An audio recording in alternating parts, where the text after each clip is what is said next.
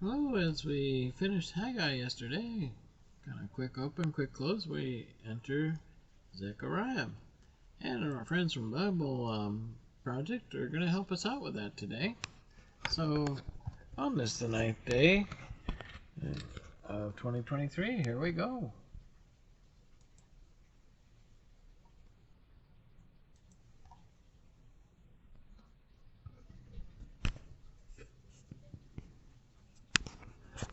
And we seem to have technical difficulties. I don't know why. We shouldn't be having technical difficulties, but we are. There we go. The book of the prophet Zechariah. The book is set after the return of the exiles from Babylon to Jerusalem, and we're told in the book of Ezra that Zechariah and Haggai together challenged and motivated the people to rebuild the temple and look for the fulfillment of God's promises. Now, long ago, Jeremiah the prophet had said that Israel's exile would last for 70 years, and that afterwards God would restore his presence to a new temple and bring his kingdom and the rule of the Messiah over all nations. The dates at the beginning of this book tell us that those 70 years are almost up. But life back in the land was hard, and it seemed like none of these promises were going to come true. Why? And the book of Zechariah offers an explanation. It has a fairly clear design. There's an introduction which sets the tone for a large collection of Zechariah's dream visions, and that's concluded by chapter 7 and 8. And then this is followed by two more large collections of poetry and prophecy. Let's just dive in and see how the book works. It begins with Zechariah's challenge to his generation to turn back to God and not be like their ancestors who rebelled and refused to listen to the earlier prophets, which landed them in exile. And so now the returned exiles respond positively to Zechariah. They repent and humble themselves before God, or so it seems. The next large section is a collection of 8 nighttime visions that Zechariah experienced. And just to prepare you, these are full of very bizarre, strange images, a lot like your dreams. The idea that God communicates to people through symbolic dreams, it's very old. It goes back to the book of Genesis. The dreams of Jacob or Joseph or Pharaoh, these gave meaning to current events at the time, but they also gave a window into the future. And so Zechariah has his own dreams now, and they've been arranged in this really cool symmetrical design. The first and the last visions are about 4 horsemen each. They're like rangers patrolling the world on God's behalf, and it's a representation of God's attentive watch over the nations. Their report is that the world is at peace. And in Zechariah's day, this refers to how God raised up Persia to conquer Babylon and bring peace. And so the question now arises, the 70 years of Israel's exile are almost up. Is now the time for the Messianic kingdom in Jerusalem? And God responds by saying that he's determined to fulfill those promises, but he leaves the question of timing unanswered. The second and seventh visions are paired because they're both reflections on Israel's past sin that led up to the exile. So the second vision is about these horns that symbolize the nations that attacked and then scattered Israel, Assyria and Babylon. But then these horns or empires are themselves scattered by a group of blacksmiths, an image for Persia. The seventh dream is about a woman in a basket, and we're told that she's a symbol of the centuries of Israel's covenant rebellion. And then this woman is carried off to Babylon by other women who carry the basket flying with stork wings. This is so strange. The third and sixth visions are paired, as they're both about the rebuilding of a new Jerusalem. So a man is measuring the city. It's an image of God's promise that Jerusalem will be rebuilt and become a beacon to the nations who will join God's people in worship. And then the sixth dream is about a scroll that flies around the New Jerusalem, punishing thieves and liars, the idea being that the New Jerusalem is a place that's purified from sin by the Scriptures. The fourth and fifth visions are at the center of this collection, and they're about the 2 key leaders among the returned exiles. So Joshua, the high priest, and then Zerubbabel, the royal descendant of David.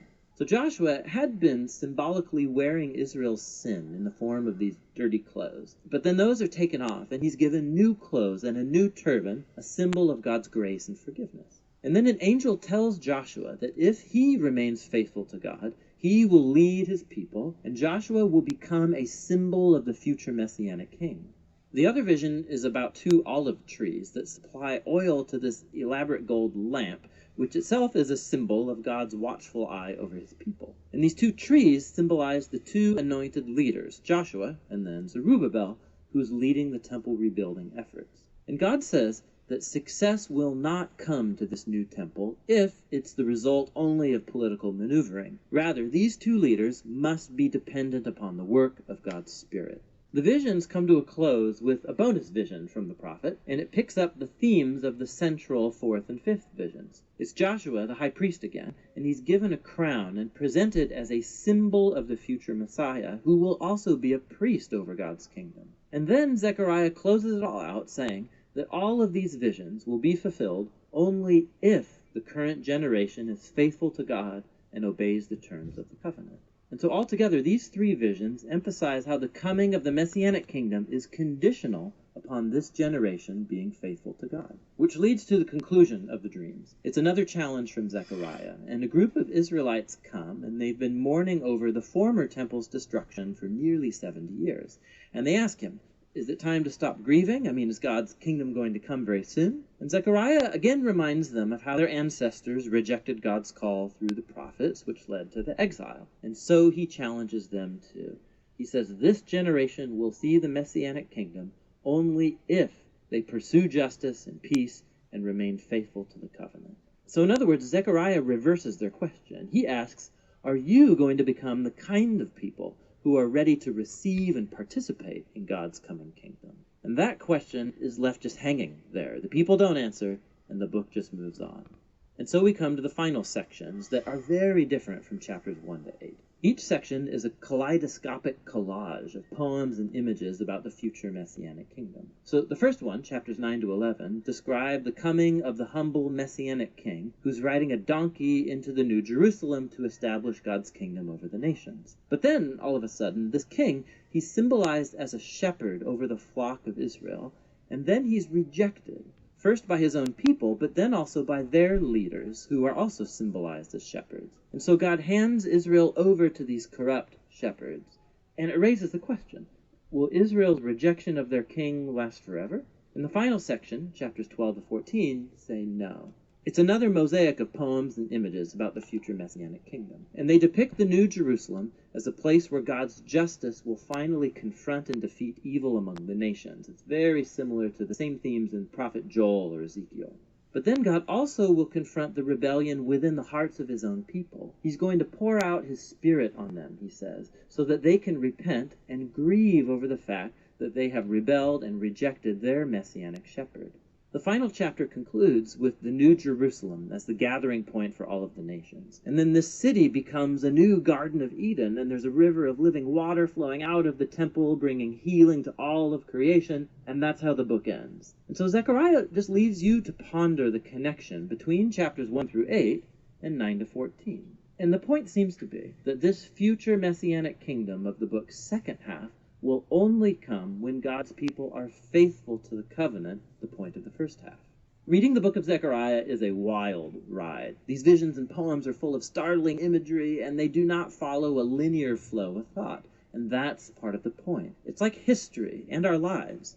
It doesn't always fit into neat, orderly patterns. But the prophets offer us glimpses of God's hand at work, guiding history towards his own purposes. And so ultimately, Zechariah invites us to look above the chaos and hope for the coming of God's kingdom, which should motivate faithfulness in the present. And that's what the book of Zechariah is all about. And thank you for joining us, because we will be camped out at the book of Zechariah for about the next 2 weeks. And we ask the Lord's blessing upon you, as always. And until then, if the Lord keeps you around, we'll see you then. God bless. Have a great day.